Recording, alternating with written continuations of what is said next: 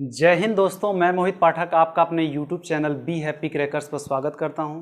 दोस्तों, जैसा कि आप लोगों ने थंबनेल पर देखा होगा, आज हम इस लेक्चर में हिंदी के वर्णमाला टॉपिक पर चर्चा करेंगे। दोस्तों, आप लोग जानते हैं कि आप लोग के आने वाले सभी एग्ज़ाम जैसे UPSI, CISF, SSC GD, UP TET, C TET, अन्य सभी इम्पॉर्टेंट एग्जामिनेशन में इससे क्वेश्चन बनते हैं। सो दोस्तों, बने रहिए वीडियो के साथ और हम पूरी बेसिक से आपको समझाएंगे और एग्ज़ाम में आने वाले इम्पॉर्टेंट क्वेश्चन को भी आपको सिखाएंगे कि कैसे उसका यूज करते हैं एग्ज़ाम में। ओके दोस्तों, हम कुछ फैक्ट आप लोगों को बता दे रहे हैं। जैसे कि आप लोग जानते हैं कि हिंदी हमारी राष्ट्रभाषा है। ये हमारे लिए बहुत गौरव की बात है। दोस्तों, आप लोग को हम ये बात बता दें कि जनसंख्या की दृष्टि से हिंदी जो है विश्व में चीनी भाषा और इंग्लिश के बाद तीसरे नंबर पर हमारी हिंदी भाषा बोली जाती है। दोस्तों, ये जो है जनसंख्या के दृष्टि से बोली जाती है, यानी कि जनसंख्या की दृष्टि से कभी कभी एग्जाम में पूछ लेता है कि जनसंख्या की दृष्टि से हिंदी भाषा किस स्थान पर बोली जाती है। सो दोस्तों, आप लोग बताएंगे, ये याद रखना कि जनसंख्या की दृष्टि से चीनी भाषा, अंग्रेजी भाषा के बाद हिंदी पूरे विश्व में तीसरे स्थान पर सबसे अधिक बोली जाती है। दोस्तों, कुछ इम्पॉर्टेंट फैक्ट हैं, जैसे कि आप लोग को हम बता दें कि हिंदी के प्रथम जो है कवि वो सराहपा थे, जिन्होंने अपनी रचना में दोहा और चौपाई का सबसे पहली बार प्रयोग किया था। दोस्तों, यदि एग्जाम में पूछ ले कि हिंदी की प्रथम कवयित्री या हिंदी की आदि कवित्री कौन थी, तो दोस्तों आप लोगों को हम बता दें कि हिंदी की प्रथम कवयित्री मीराबाई थी।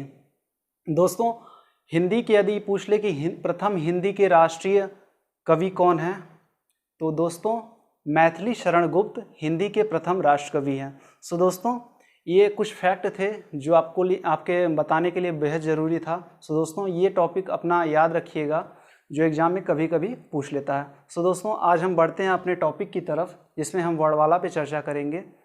जिसमें कुछ इम्पॉर्टेंट डेफिनीसन है, ये आपको हम बता दे रहे हैं। कभी कभी इससे एग्ज़ाम में क्वेश्चन बन जाते हैं। दोस्तों, पहला है भाषा। भाषा किसे कहते हैं? भावों को अभिव्यक्त करने के माध्यम को भाषा कहते हैं। भाषा की सबसे छोटी इकाई ध्वनि है। ध्वनि को ही वर्ण कहते हैं। दोस्तों, जैसा कि आप लोग जानते हैं, यदि हम जैसे अंग्रेज लोग इंग्लिश में बात करते हैं, ऐसे ही कन्नड़ लोग कन्नड़ भाषा में बात करते हैं। तेलुगु भाषा, ऐसे ही तेलुगु भाषा भी होती है।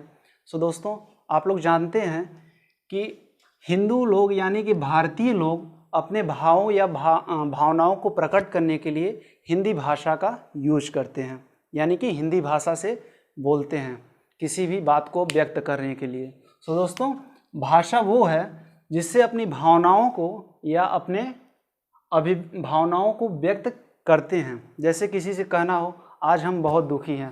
सो दोस्तों, ये हमारी भाषा हुई हिंदी। यदि कोई चीनी व्यक्ति है तो अपनी भाषा चीनी भाषा में करेगा। उसी प्रकार दोस्तों, यदि एग्जाम में देखिए इससे पूछ लेता है कि भाषा की सबसे छोटी इकाई क्या है, तो दोस्तों आपका ऑप्शन रहेगा वर्ड है, वर्णमाला है, ध्वनि है, अक्षर है। तो आप लोग दोस्तों ध्वनि लिखेंगे।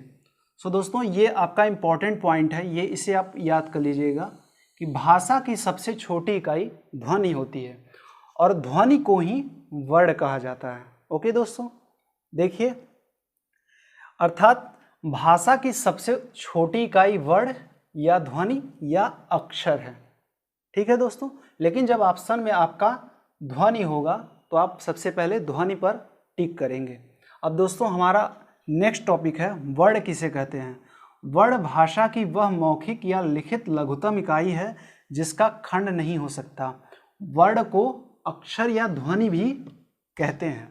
दोस्तों, वर्ण हमारा जानते हैं, जैसे इंग्लिश में अल्फ़ाबेट वावेल्स होते हैं, वावेल्स A-E-I-O-U होते हैं, अल्फ़ाबेट ABCDEF ये सब होते हैं दोस्तों।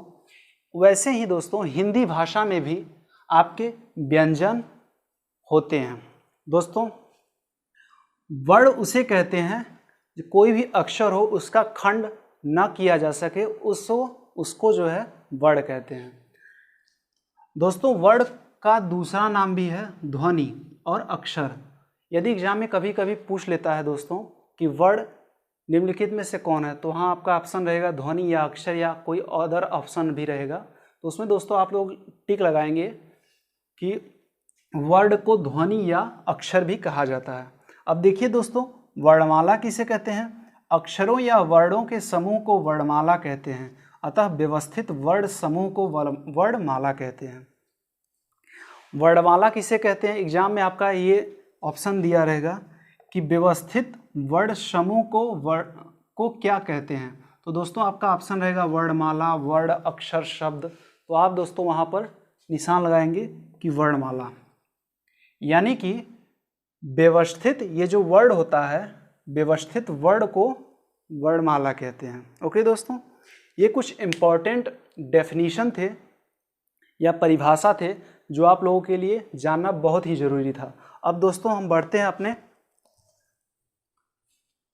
इम्पॉर्टेंट टॉपिक की तरफ, जिससे एग्ज़ाम में आपके करीब से करीब 4 या 5 नंबर ज़रूर आता है। दोस्तों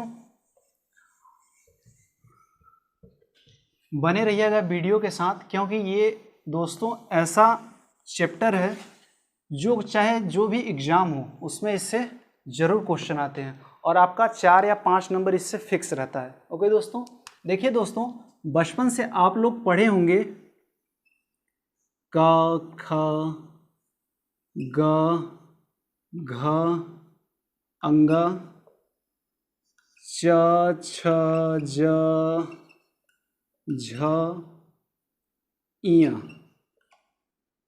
ट, ठ, ड, ढ, अड़, त, थ, द, ध, न, प, फ, ब, भ, म, य, र, ल, व, श, ख, स, ह, छ, त्र, ज्ञ। एक दोस्तों आता है श्र। अब दोस्तों इसको बहुत बारीकी से समझिएगा, क्योंकि ये आपका इम्पोर्टेंट टॉपिक है। क्योंकि यदि आप इसे समझ लेंगे तो आप एग्ज़ाम में आने वाले किसी भी इस टॉपिक से क्वेश्चन को छोड़ेंगे नहीं, उसको आप ज़रूर भी सॉल्व करके आएंगे। सो दोस्तों आप ध्यान दीजिएगा कि आपका ये जो पॉइंट है यहाँ से लेके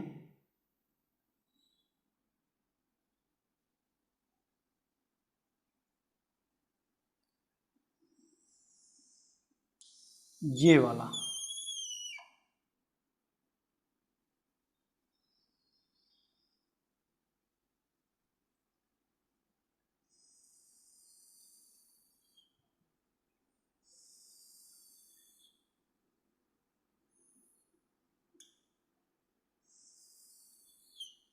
दोस्तों ये जो है इसका हम अलग अलग नाम बताएंगे आपको। आप ध्यान रखिएगा और जितनी बार इसको लिख के याद करेंगे उतनी ही आसानी होगी आप लोगों को। दोस्तों ऊपर वाला हम मिटा देते हैं।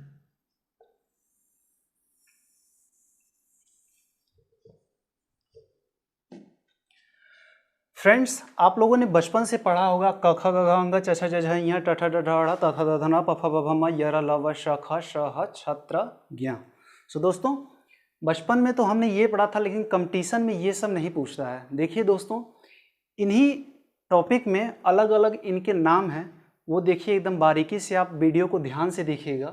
दोस्तों ये जो हमारा देखिए 1 2 3 4 5, 1 2 3 4 5, 5 ठो ऐसे हैं और 5 ठो ऐसे, यानी कि 25 ठो जो है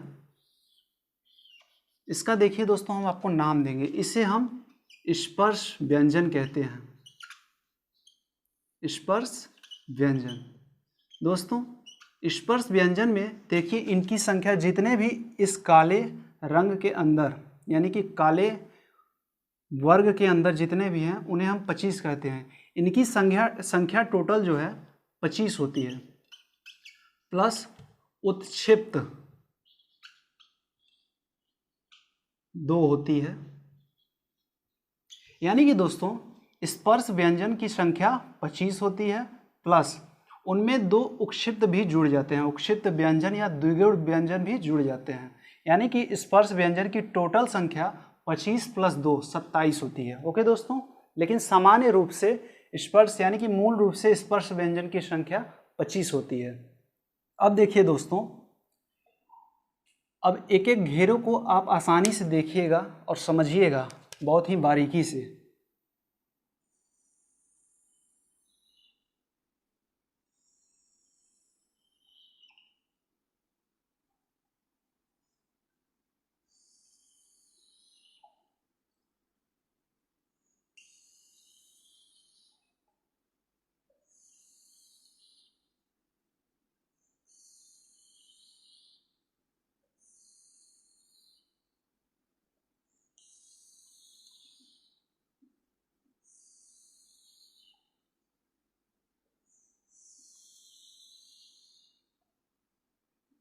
ओके दोस्तों, ये जो है एक एक पंक्ति इनका अलग अलग नाम है फ्रेंड्स।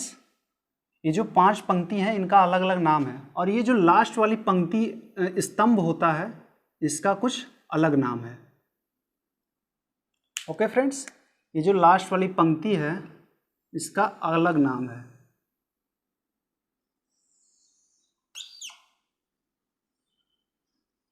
सो देखिए इनका नाम क्या क्या है।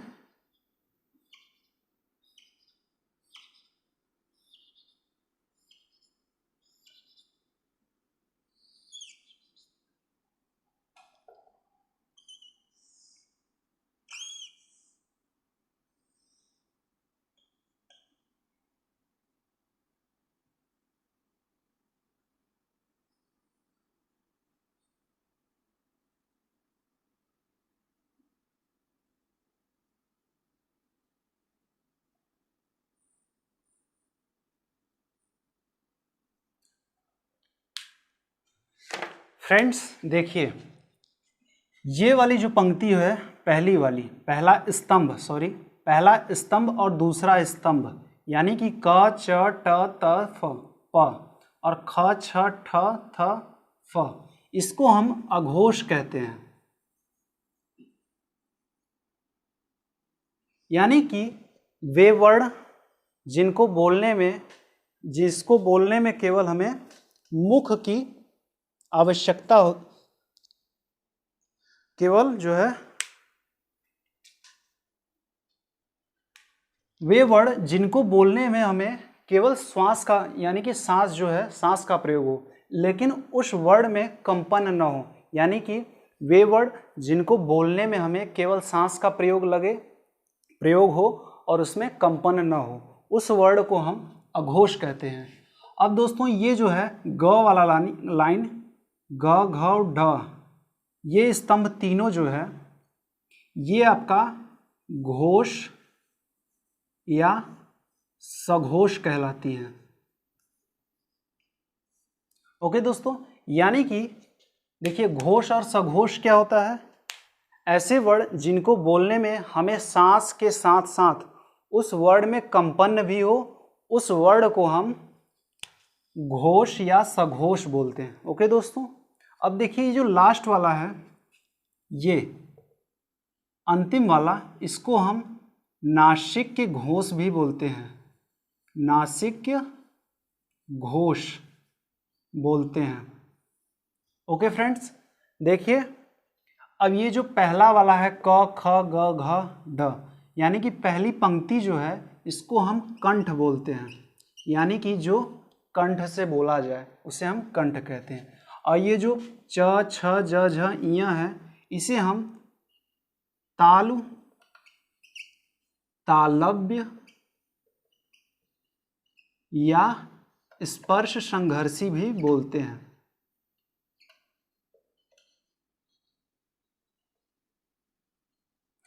और जो ट ठ ड ढ ड़ वाला है पंक्ति उसको हम मूर्धन्य बोलते हैं।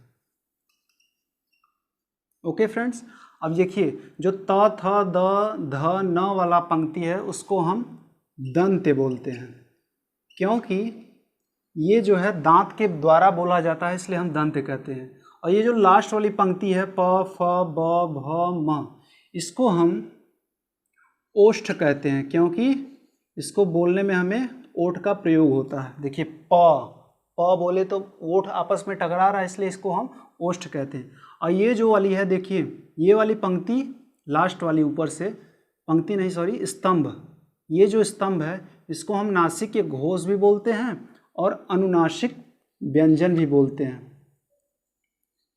अनुनासिक व्यंजन। अब दोस्तों अनुनासिक व्यंजन हम क्यों कहते हैं? अनुनासिक व्यंजन यहाँ पर आगे लिख लीजिएगा, ड अंग इय ड़ न म। अनुनासिक व्यंजन क्यों कहते हैं?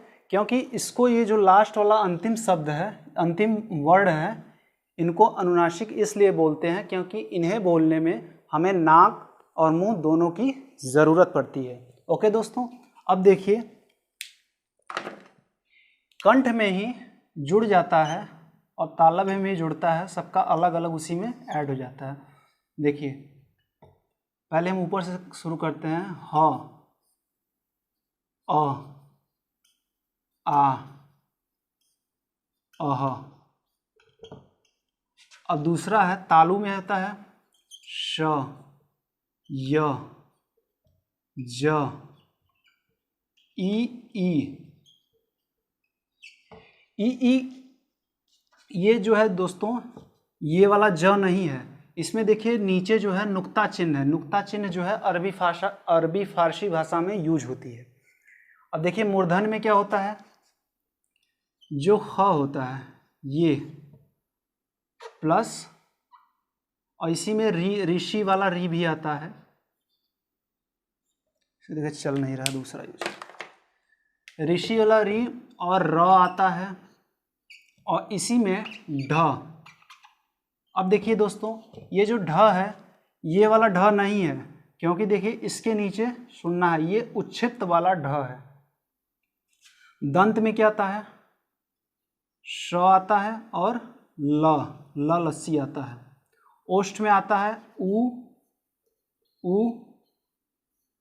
और अरबी फारसी वाला फ। इसमें देखिए नुक्ता चिन्ह है, ये वाला फ नहीं है। ओके दोस्तों, अब देखिए दोस्तों आप लोग ये याद रखिएगा,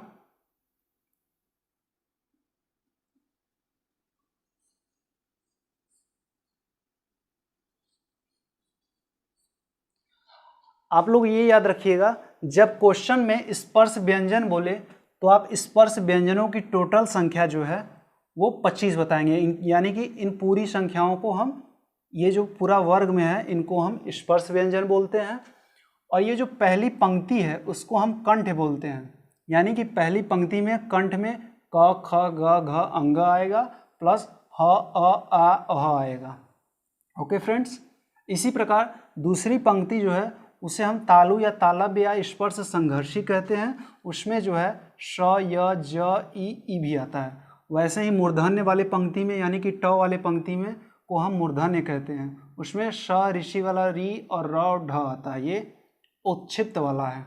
इसी प्रकार त थ द ध न वाले पंक्ति को हम दंत, इसमें स ल भी आता है। ओके दोस्तों, ऐसे ही लास्ट वाला जो पंक्ति है प फ ब भ म, इसको हम ओष्ठ बोलते हैं, इसमें उ और फ यानी कि अरबी फारसी वाला शब्द फ भी आता है। ऐसे ही ये जो लास्ट वाला आपका स्तंभ है इसको नासिक के घोष भी बोलते हैं और अनुनासिक व्यंजन कहते हैं। अनुनासिक व्यंजन हम इसलिए कहते हैं क्योंकि इसको बोलने के लिए हमें मुख और जीभ दोनों की आवश्यकता पड़ती है। अब देखिए दोस्तों ये जो य र ल व है इसको हम अंतस्थ व्यंजन कहते हैं। अंतस्थ व्यंजन कहते हैं। दूसरा श ख सह, इसको हम ऊष्म या कभी कभी एग्जाम में देता है संघर्षीय व्यंजन कहते हैं। छत्र ज्ञ श्र को हम संयुक्त व्यंजन कहते हैं।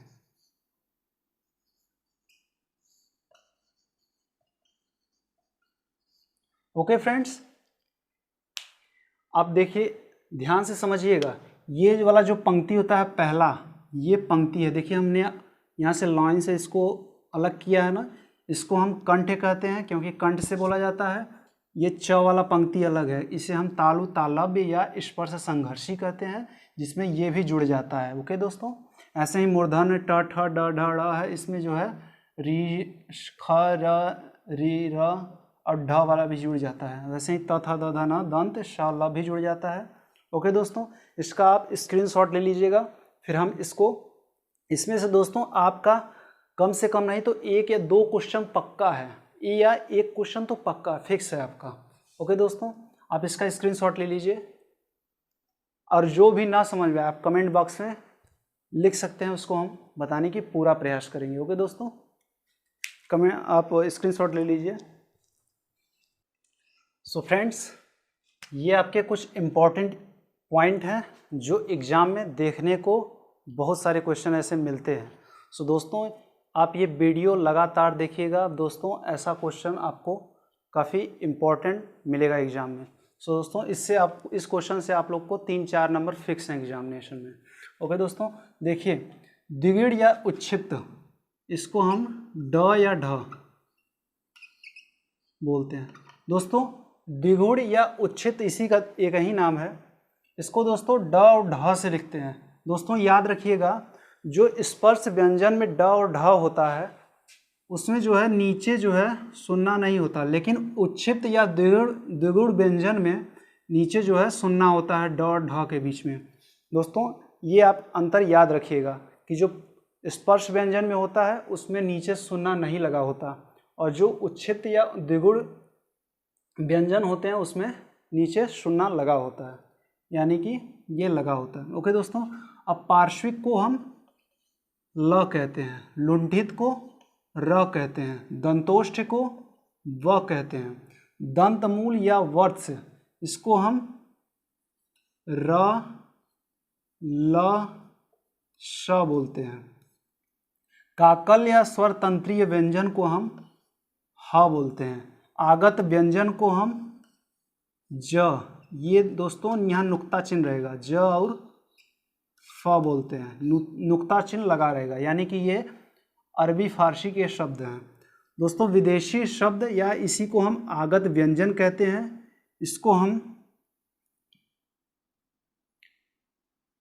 आ से लिखते हैं, इस पर चंद्रमाकार रहेगा। ओके दोस्तों, कंठ प्लस ओष्ठ, कंठ और ओष्ठ से जो बोला जाए उसे कंठोष्ठ कहते हैं। दोस्तों इसमें आपका हो जाएगा ओ औ और आ, यानी कि ऊपर चंद्रमाकार रहेगा। कंठ प्लस तालु में आ जाएगा आपका ए आए। अर्ध स्वर व्यंजन में आपका आ जाएगा य और व। दोस्तों य और व अर्ध स्वर इसलिए हैं क्योंकि य और व जो वर्ड होते हैं वो कभी कभी स्वर के रूप में भी माने जाते हैं और कभी कभी व्यंजन के रूप में भी इसका यूज होता है, इसलिए इसे अर्ध स्वर व्यंजन कहा गया है य और व को। अमानक वर्ड कौन सा है? दोस्तों कभी कभी आपने पुस्तक में देखा होगा, किसी भी किताब या पुस्तक में देखा होगा, उसमें जो है ऐसे शब्द लिखे होते हैं, भ की तरह होता है, ये दोस्तों इसको हम अमानक वर्ड कहते हैं। कभी कभी एग्जाम में ये बहुत देखने को मिलता है। ओके दोस्तों, अब देखिए हमारा अगला पॉइंट है नवीनतम विकसित ध्वनियाँ कौन सी हैं? ग और घ। इसमें जो है सॉरी, इसमें ख ग है, इसमें जो है ख और ग है, ये याद रखिएगा दोस्तों। नीचे दोनों में नुक्ता चिन्ह लगा होता है, मूल वर्ण नहीं है। मूल वर्ण दोस्तों हमारा लास्ट वाला जो स्पर्श व्यंजन में होता है, व्यंजन में होता है जो लास्ट वाला, यानी कि जो संयुक्त व्यंजन होता है छ त्र ज्ञ, वो जो है हमारा मूल वर्ण नहीं है। अरबी फारसी शब्द किसे कहते हैं? क ख। नीचे दोस्तों अरबी फारसी शब्द में नुक्ता चिन्ह लगा होता है, क ख फ ज अ, ये सभी दोस्तों अरबी फारसी के शब्द हैं। दोस्तों ये याद रखिएगा, अरबी फारसी में नीचे जो भी शब्द के नीचे नुक्ता चिन्ह लगा हो उसे अरबी फारसी शब्द कहते हैं। दोस्तों सर्वप्रथम राजा शिव प्रसाद सितारे हिंद ने नुक्ता चिन्ह लगाने का प्रयोग आरंभ किया था। दोस्तों ये पॉइंट आप याद रखिएगा, सर्वप्रथम जो है राजा शिव प्रसाद सितारे हिंद ने नुक्ता चिन्ह लगाने का प्रयोग किया था। दोस्तों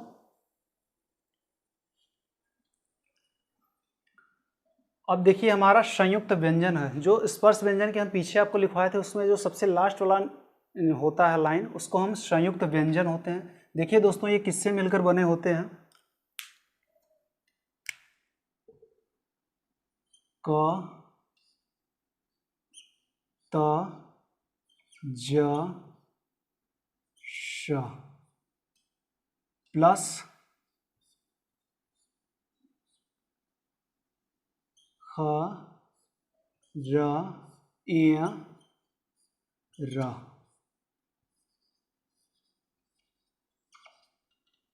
इसी प्रकार ये हो जाएगा अ, सब में अ रहेगा स्टार्टिंग में, प्लस इसमें ई हो जाएगा, इसमें ऊ हो जाएगा, इसमें ए हो जाएगा, इसमें ओ हो जाएगा। देखिए आपका क्या बन के आता है।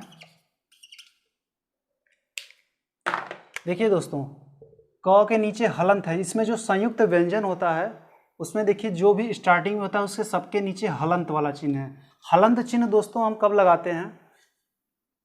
ये मान लीजिए दोस्तों कोई क है, ठीक, लेकिन इसमें देखिए आप अ लगा है, क लास्ट में अ आ रहा है ना, यानी कि क प्लस यदि ऐसे लगा देंगे क प्लस अ इज इक्वल टू क, यानी कि कोई भी वर्ड हो उसमें जो है स्वर जुड़ा रहता है। इसलिए दोस्तों यदि इसको क है, यदि हम इसमें हलंत चिन्ह लगा दें तो यहाँ पर ऐसे हो जाएगा। ओके दोस्तों, यानी कि आधा क हो जाएगा, उसमें से अ हट जाएगा।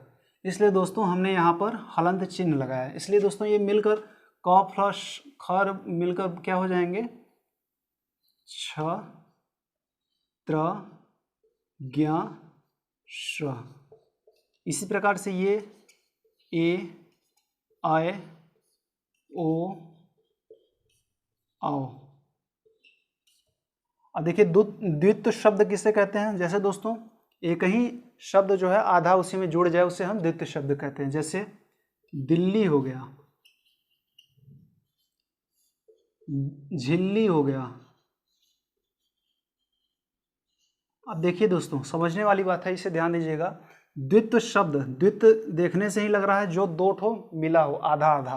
देखिए यहाँ त है, इसलिए आप एक टिक ये भी रख सकते हैं कि आधा जिसमें लगा हो उसे द्वित्व शब्द कहते हैं। देखिए दिल्ली ल एक ही में आधा आ गया, वैसे ही झिल्ली एक ही में ल आधा आ गया, इसे इसलिए उसे द्वित्व शब्द कहते हैं। अब देखिए द्विरुक्ति शब्द, धीरे धीरे,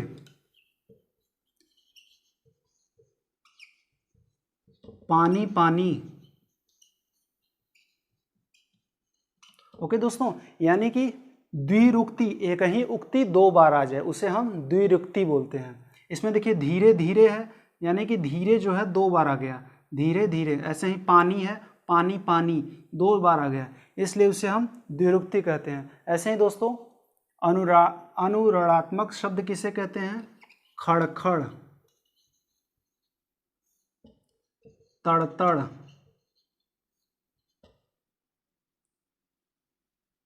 धर धर, फड़फड़, फड़फड़। अब देखिए दोस्तों अनुरात्मक शब्द क्या होता है? एक ही शब्द एक ही में लिखा जाए दो बार, यानी कि खड़खड़।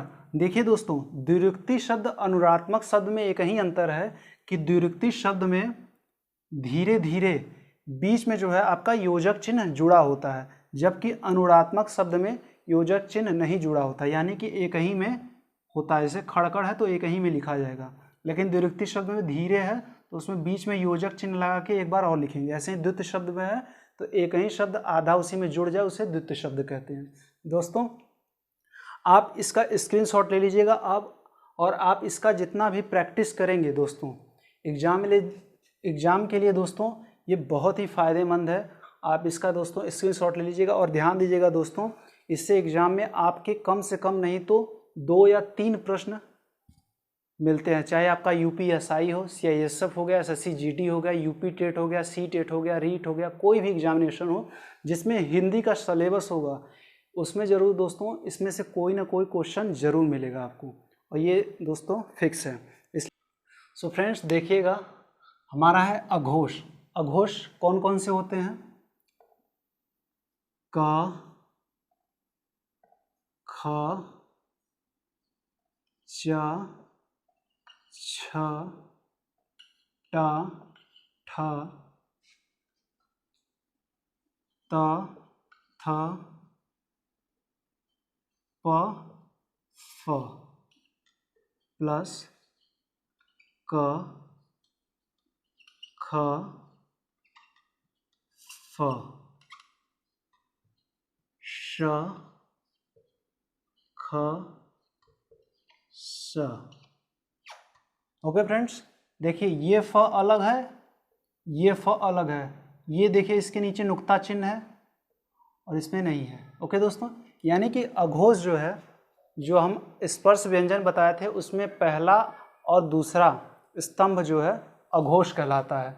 इसी प्रकार दोस्तों घोष या सघोष किसे कहते हैं? स्पर्श व्यंजन में पहले दूसरे छोड़कर यानी कि तीसरे चौथे और पांचवा पंक्ति जो है हमारा घोष या सघोष कहलाता है। दोस्तों जितने स्वर होते हैं वो सभी सघोष होते हैं, यानी कि स्वर देखिए आपके 11 होते हैं, उसको हम घोष या सघोष कहते हैं। प्लस जो हमारा उक्षिप्त व्यंजन था, उक्षिप्त व्यंजन, वो भी हमारा सघोष के अंतर्गत आता है। उक्षिप्त व्यंजन क्या था? नीचे ड और ढ, ये प्लस। अब देखिए दोस्तों इसी में हमारा आता है जो अरबी फारसी का शब्द ज होता है उसके नीचे नुक्ता चिन्ह लगता है, वो भी घोष या सघोष के अंतर्गत ही आता है। ओके फ्रेंड्स, अब देखिए दोस्तों इसी में जो है तीसरा पंक्ति, यानी कि एक बार हम देख लेते हैं, ग घ अंग, तीसरा चौथा पांचवा, ग घ अंग, और क्या था, च छ, हाँ, ज झ इय, ड ढ अड़ा, द ध न, ब भ म। अब इसमें दोस्तों जो अंतस्थ व्यंजन होता है य र ल ह, याद रखिएगा दोस्तों कि जो अंतस्थ व्यंजन होता है उसमें व इसमें नहीं लिखेंगे और लास्ट के उसमें व्यंजन वाला ह इसमें जुड़ जाएगा। देखिए दोस्तों, यानी कि घोष या सघोष वह है जिसको बोलने में हमें सांस के साथ साथ उसमें जो है कंपन भी हो, उसे हम घोष या सघोष कहते हैं। ओके फ्रेंड्स, इसमें देखिए दोस्तों जितने भी स्वर होते हैं वो घोष या सघोष कहलाते हैं, प्लस जो उच्छिप्त व्यंजन दो ठे होते हैं ड ढ, वो भी घोष या सघोष में आते हैं। और ये जो निकता चिन्ह आता है ज वाला, यानी कि अरबी फारसी का शब्द जो ज होता है वो भी घोष सघोष में आता है। और जो स्पर्श व्यंजन में हमारा तीसरा चौथा और पांचवा स्तंभ होता है वो भी हमारा घोष या सघोष में आता है। ओके फ्रेंड्स, अब देखिए हमारा है अल्प प्राण। अल्प प्राण एक, इसको दोस्तों 135 से याद रखिएगा, 135 यानी कि 1 3 5, यानी कि पहला स्तंभ, दूसरा स्तंभ और पहला स्तंभ, तीसरा स्तंभ और पांचवा स्तंभ जो है, यानी कि जो क वाला है, ग वाला टर्म है वो, और अंगा वाला, ये जो पंक्ति होते हैं क वाला, स्पर्श व्यंजन में इन तीनों को जो है अल्प प्राण कहा जाता है। ओके फ्रेंड्स, 1 3 5 वर्ग के स्तंभ के। यहाँ लिख लीजिएगा आप लोग कि स्पर्श व्यंजन में डायरेक्ट यहाँ लिख लीजिएगा वर्ग, तो आप इससे समझ जाएंगे कि कौन सा, ये सब जो है वर्ग की बात हो रही है स्पर्श व्यंजन में। ओके फ्रेंड्स, प्लस जो 11 स्वर होते हैं वो भी आपके अल्प प्राण में आते हैं, प्लस एक अनुस्वार होता है, आपको नीचे भी बताएंगे। अनुस्वार को हम अंग से व्यक्त करते हैं, प्लस इसमें जो है अंतस्थ जो 4 होते हैं व्यंजन वो भी इसी में आते हैं। ओके फ्रेंड्स, अंतस्थ कौन से हैं? य र ल व, ये अंतस्थ व्यंजन है, ये अल्प प्राण में आते हैं। अब देखिए हमारा महाप्राण क्या है? 2 4, यानी कि 1 3 के बाद 5 वर्ग के बाद जो 2 4 बचता है, यानी कि ख वाला स्तंभ और घ वाला स्तंभ, इसको जो है ये स्तंभ याद रखिएगा, ये जो है महाप्राण में आता है। इसमें जो है ऊष्म व्यंजन जो 4 होता है, ऊष्म व्यंजन कौन से हमारे? श ख स ह, ये हमारे ऊष्म व्यंजन हैं, ये महाप्राण में आते हैं। प्लस जो विसर्ग होता है, विसर्ग को हम कैसे लिखते हैं? अ लिख के बगल में 2 शून्य, ये भी महाप्राण में आता है। ध्वनि देखिए 2 प्रकार के होते हैं, कौन कौन से? पहला तो हो गया आपका व्यंजन। अब व्यंजन कितने प्रकार का होता है? कितना होता है? 33। अब फिर दूसरा कौन सा है? स्वर। स्वर आपके 11 हो गए। अब वर्ण कितने होते हैं? 52 वर्ण होते हैं। कौन कौन से देखिएगा? व्यंजन हो गया आपके 33, ओके फ्रेंड्स, प्लस स्वर हो गए आपके 11, प्लस आयोग वाह हो गए 2 ठो। आयोग वाह को अभी नीचे हम बताएंगे। प्लस उच्छिष्ट हो गए, उच्छिष्ट व्यंजन आपको ड ढ बताए थे, वो वाले हो गए 2 ठो। प्लस आपके संयुक्त व्यंजन, संयुक्त व्यंजन कौन कौन से हैं? छत्र ज्ञ श, छ त्र ज्ञ श। ओके फ्रेंड्स, अब देखिए एग्जाम में पूछेगा वर्ड कितने होते हैं, तो आप बताएंगे 52, लेकिन मूल वर्ड पूछेगा तो 44 आप बोलेंगे। देखिए 52 वर्ड कौन कौन से होते हैं? व्यंजन 33 हो गए, स्वर 11 हो गया, आयोग वाह 2 ठे हो गया, उच्छिष्ट व्यंजन ड ढ होता है उसे हम उच्छिष्ट कहते हैं, आयोग वाह अंग अह उसे हम आयोग वाह सम्मिलित रूप से कहते हैं, उच्छिष्ट हो गए 2, और संयुक्त व्यंजन छत्र ज्ञ श, ये 4 हो गया। जोड़िए 33 11 44, 44 2 46 2 48, 48 और 4 52, इसे हम वर्ण कहते हैं। ओके फ्रेंड्स, अब देखिए स्वर कौन कौन से हैं? बचपन से हम लोग पढ़ते आ रहे हैं, 11 ठे हैं स्वर जो है 11 होते हैं। देखिए कौन कौन से? अ आ ई उ ए ओ औ और ऋषि वाला री। इसको देखिए हम ऐसे चिन्ह में लिखते हैं ना, 1 पाई ऊपर दया ओढ़ाई, ये बचपन में लोग करते थे। ओके फ्रेंड्स, ये याद रखिएगा। ये दोस्तों आपका चिन्ह हो गया। ओके फ्रेंड्स, आयोग वाक देखिए 2 होता है। पहला जिसे हम कहते हैं अनुस्वार, इसको हम अंग लिखते हैं, ऊपर सुनना रहेगा, और दूसरा है हमारा विसर्ग अह। ओके फ्रेंड्स, ये देखिए दोस्तों, ध्वनि जब आपका एग्जाम में पूछेगा ध्वनि कितने प्रकार के होते हैं, आप बताएंगे 2 प्रकार के। पहला व्यंजन जो 33 होता है, दूसरा स्वर जो 11 होता है। वर्ण पूछेगा कितना होता है, तो आप बताएंगे 52। पहला जो है इसमें देखिए 52 में कौन कौन से होते हैं? 33 व्यंजन, स्वर जो है 11 होते हैं, आयोग वाह 2, उच्छिष्ट 2, संयुक्त 4, टोटल मिला के आपके 52 वर्ण होते हैं। अगर स्वर की बात आएगी कितने होते हैं, तो आप 13 नहीं 11 बताएंगे। ओके फ्रेंड्स, 11 कौन कौन से होते हैं? अ, आ, ई, उ, ए, आई, ओ, औ, री, ऋषि वाला री। ये देखिए आपके इसको चिन्ह ऐसे इसका यूज होता है। आयोगवाह क्या है? आयोगवाह देखिए अनुस्वार है और विसर्ग 2 ठे होता है। ओके फ्रेंड्स, इसका आप स्क्रीनशॉट ले लीजिएगा। कोई भी क्वेश्चन या कोई भी अपना सुझाव हो अपना कमेंट बॉक्स में ज़रूर बताइएगा हमें। सो फ्रेंड्स, ऐसे ही वीडियो हम आपके लिए लाते रहेंगे इस चैनल पर।